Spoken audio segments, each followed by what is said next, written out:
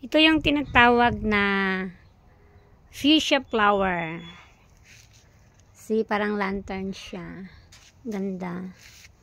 Ang dami na niyang bulaklak. See? Kita mo? Halos maapaw na sa sobrang dami. Punong-puno. Grabe. Dito. Sobrang dami dito. Kita mo? See, kita mo? Sobrang daming bulaklak. Kahit dito sa pinakailalim. Madami. Doon kahit sa kaloob-looban yan, meron. Dito din. Meron. Makikita mo, ang dami. Ang ganda niya. Parang lantern. Meron kami doon sa kabila. Pink, baby pink and fuchsia pink and red.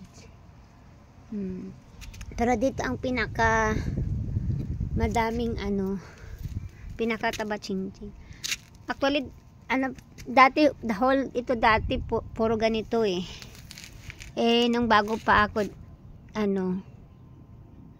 binubunot ko kasi tamad ako maglinis every weekend, ang daming lilinisin. Kaya, nung COVID, wala akong libangan.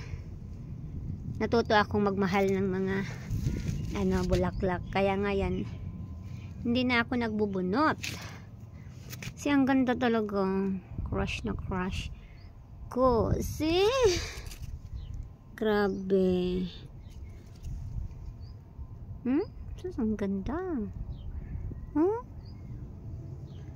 Ang ganda niyan. Superb. See, ang ganda. I loved it. Sobrang ganda. Kung makikita nyo lang dito sa actual, napakaganda ba eh. Mas maganda pa kaysa video. Kasi actual eh. Kahit sa pinakababa, sus, kita mo naman umahalik na sa lupa. Sa sobrang bigat, sobrang daming bulaklak. Kita mo yan? Sus, napakaganda, diba? Saan ka makakita? Ito, Porya usog, taba ching-ching siya. Porya usog laang. Okay, this is fuchsia flowers. Dito, mayroong mga bagong tubo. Ayan. Mga maliliit pa dito banda. Pero magaganda. Meron din mga bagong. Yan, magiging ganito din yan. Magiging ganyan.